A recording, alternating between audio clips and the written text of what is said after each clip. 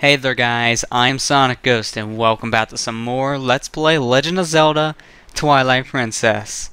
Last time we headed into the Sacred Grove here and got ourselves the Master Sword and also the ability to change into a wolf whenever we want to.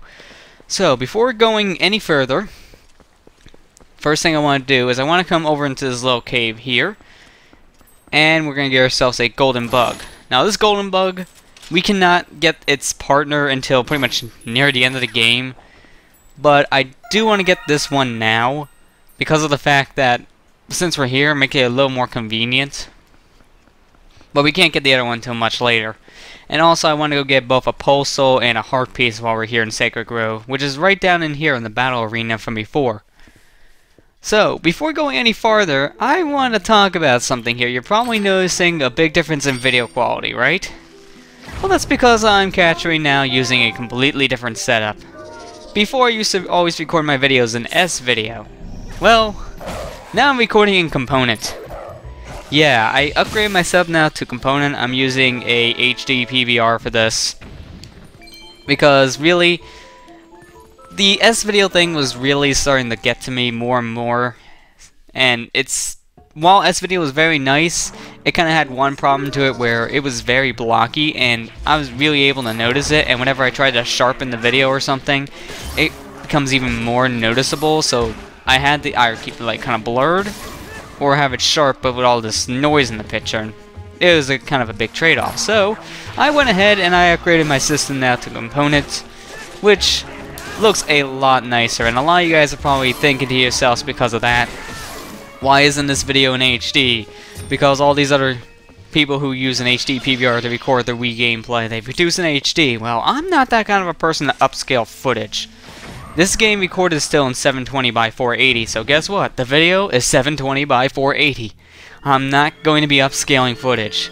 It just won't look good. Besides the YouTube compression, I've done tests, and the videos look very nice, very crisp, very sharp. YouTube kind of has a bad compression with itself, but really, that happens with almost every single type of video, from the worst kind of look to the best kind of look.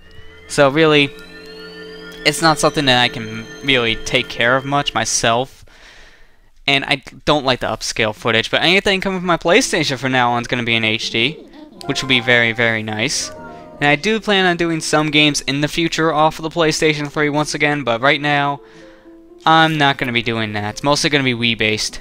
So, now that we have the ability to warp and transform into a wolf whenever we want, this makes travel so much easier.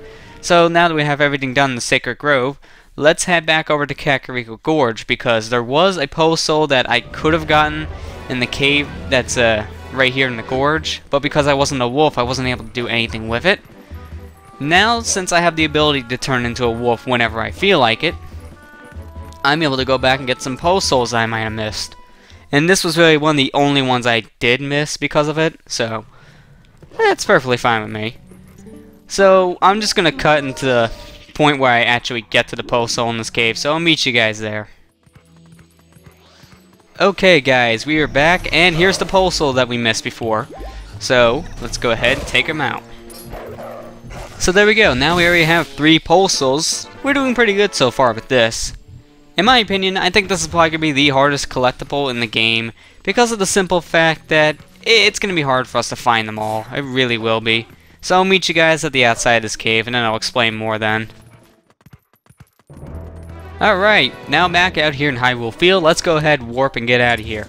We want to head back over right now to Castle Town because there's some stuff I want to do over here now that both we beat Lakebed Temple and also the fact that we are now able to be a wolf and have the Master Sword, so now there's a lot more things opened up to us.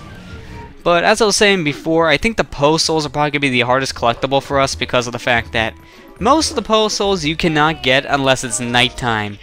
And because of that, it's going to make things so much harder because you can't, make things in the night whenever you want in this game, which is kind of annoying. But I think I'll explain more after we read these letters. One thing to note is whenever the postman's running up to you and you're a wolf, it will automatically transform you back into a human. And that's simply because you cannot talk to any humans at all while you're a wolf. So they do that just to make sure you can actually have dialogue. So We have one here from Uku. And you get this letter, I do believe, after you use Uku for the first time. Yeah, because this is the son writing the letter, if I'm not mistaken. Yep, my son and I are certainly looking forward to seeing you again. Okay, so now this was Uku herself that wrote it, okay. And then we get a letter from Telma here saying, come to the bar, and, well, actually this is more of a required thing. There's some people there we have to meet, and now it'll tell us where we need to go next. But before doing that, I do want to do some stuff here in Castle Town first. Mainly, it's just one minigame that revolves around the claw shot. Since now we have the claw shot, we can go ahead and take on this little minigame here. But, what was I saying earlier? Oh yeah, the Poes only being able to collect it at night kind of thing. Now the thing is about the Poe souls is, you cannot collect them in Hyrule Field or whatnot unless it's nighttime. And unlike other games like Majora's Mask, Ocarina of Time, and Wind Waker, there's no way for you to transform day into night and night into day, so you can't go to nighttime at will, and that makes it harder for Poe souls, which that's going to be annoying. Hey. Greetings and salutations, good sir. Welcome to the Kingdom of Hopes and Fondest Dreams. In this place, you can taste the life of a circus star and get your hands on gear that boggles minds. It is our earnest hope that you find delight playing the star game. The rules are exceedingly simple. So all you must endeavor to do is track down all the glowing orbs and collect them all before the time runs out, otherwise known as Star. But an outstanding name, I must say. Step right up. Shyness be gone. It's only 10 rupees. I'm up for the challenge. So pretty much this minigame here, you need to collect all the stars in the cage, and you cannot do this unless you have the claw shot. And doing this will get us a quiver upgrade. You can play this game twice, and the first time you have to use the claw shot here, but then we can't do the second game until later, because we need another weapon from a dungeon. We need another item to do the second game. So we won't get the next quiver until like near the end of the game because of it, but that's fine because this quiver gives us 60 arrows. In all honesty, I don't think I need like 100 quivers, which is the max right now. But there we go, already done. It's that easy. Oh, what a happy day this is. The debut of a new star. Showers of applause all around. To the star, I shall give you this. And there's our new quiver. Holds up to 60 arrows, very, very nice.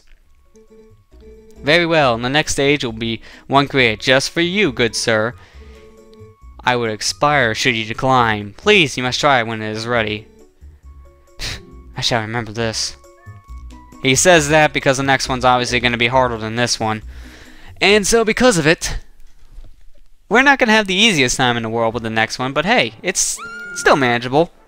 Once you beat this little mini-game, these girls are all excited. If you talk to them, they drop hearts. Kinda cute, I guess, showing that they're gonna give their heart to the ones that they really admire. But let's just move on, shall we? It's good now we have that taken care of. Now we have a new quiver. And it's nice in this game, just like Wind Waker, they give you this big quiver upgrade. It's very, very nice because really you only need one quiver upgrade to really make things easier on you. You can still go for the other one and that'll still be really helpful, but the 61 here is perfectly fine for what we need it for. Although I will be going for 100%, so obviously that does mean I need the full quiver, the 100 arrow quiver. But rambling aside, here we are back in Telma's bar. Oh my, if it isn't Link. Why hello Telma, how have you been? You made it. How have you been, honey? Well, I just asked that to you. Mercy, but you have good timing. I was just talking about you. Oh, you were, huh? What were you saying about me? Hey everyone, introduce yourselves. This handsome young man is the infamous Link. You remember what I told you before, honey. These are those friends I mentioned. The ones who are trying to help deal with all those troubles in Hyrule. Actually, there's one more of us, but there's been a disturbing turn of events in the Eastern Desert, so he's gone to check it out.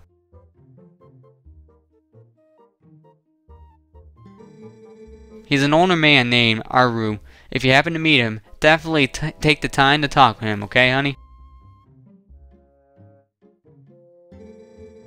Well, you come all the way here, honey, so why don't you relax a bit? Why don't you be sociable and talk to these folks? They're a jolly bunch. So I'm not going to read these guys' dialogue, but I will talk to them. There's only really one that's of importance to me right now, but these guys we will be meeting up later in the respectful areas, because these guys will go out on their own little missions, just like this Aru guy. So we will be seeing these guys later and be talking to them then. Oh, this one's a mountain dweller, huh? Well, that's pretty cool. I like this one. Listen before I blow both of your ears off. I want to tell you something. I like that. She even knows. Let's not talk too much. Let's just get right to the point. So this one talks about Snowhead, which is an area we'll be going to later. And how about this one? This one's actually one of importance. He won't say anything to us now, but later on we will learn his identity, and trust me, it's someone we've already met before. But if you check the map, this shows you where you need to go next. So we need to go back over to Lake Hylia. And before we do that, obviously we still have this golden wolf right here to get. So I'll go ahead and take care of that, and then I'll end the video here. So that's good. We got a good amount of progress done, kind of, not really. Well, we got some things done. So let's just go get the hidden skill. Oh, one nice thing to know as well. If you transform yourself into a wolf, you can only do it in areas where there's like no people at all. But the thing is, once you transform into a wolf, you can't really transform back into a human. It's letting me do that here, but as soon as you saw by, as soon as one person in Hyrule Town, no matter who it is, sees you, then you are not allowed to transform again. Because Mendo say something like, you shouldn't be transforming here in the public. You'll scare one more than you already have. Just watch. See, you only cause more of an uproar. And in order for you to transform, you actually have to leave Hyrule Castle Town. And then you can transform back into a human. It's kind of annoying, but it's something you have to deal with. That means I usually don't come into Hyrule Castle Town as a wolf because of that. It just will make things more inconvenient. But let's go ahead and get that hidden wolf skill now that we're here.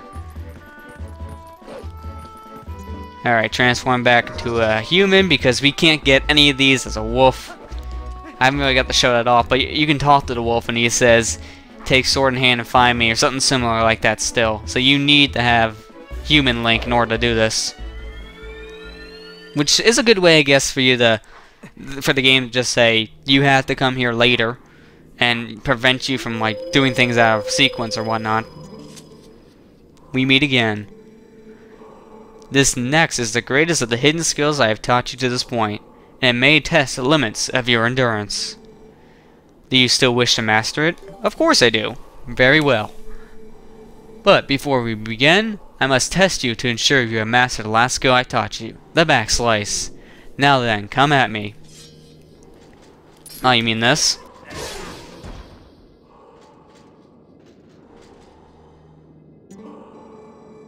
Excellent. It appears you're certainly capable of performing my lost art.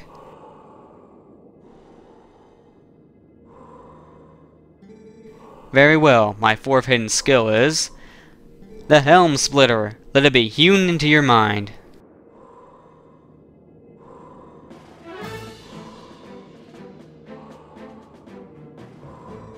It is impossible to circle around and perform a backslice against fully armored enemies that move swiftly in combat. Against such foes, you must first use a shield attack to make them flinch, but then, quickly press A. You will leap into the air over the enemy's head, and greet them with your blade by immediately striking from behind.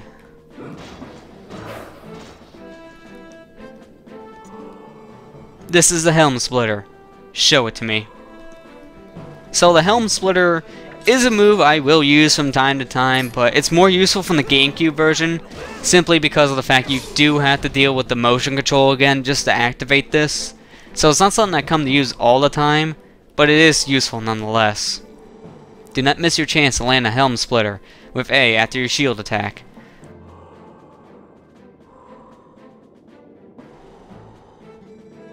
The fourth hidden skill, the Helm Splitter, has been passed on.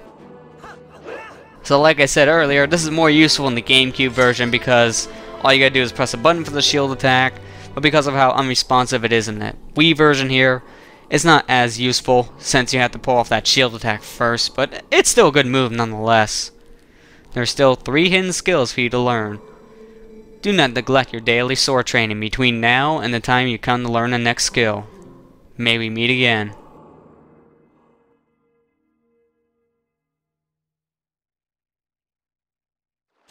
By the way guys, our next hidden skill we get to learn, not all that far off. It's actually in the next area, which we will be heading there very soon. So we're going to learn our next hidden skill actually quite soon. Now one nice thing to note here is if you jump down this little hole I jumped into, it will take you straight to the bottom of Lake Hylia right away. And it takes you right to the docks too, so you don't have to even deal with water. So that's very nice. And because of that, it actually put me right next to something I want to start in the next video. So what I'm going to do is I'm going to end it off here, guys. So, next time on Let's Play Legend of Zelda Twilight Princess, we're going to go ahead, take on another minigame here on Lake Hylia, and also go and talk to that guy that's stationed here, and see what's wrong in the desert area of Hyrule. So, I'll see you guys next time.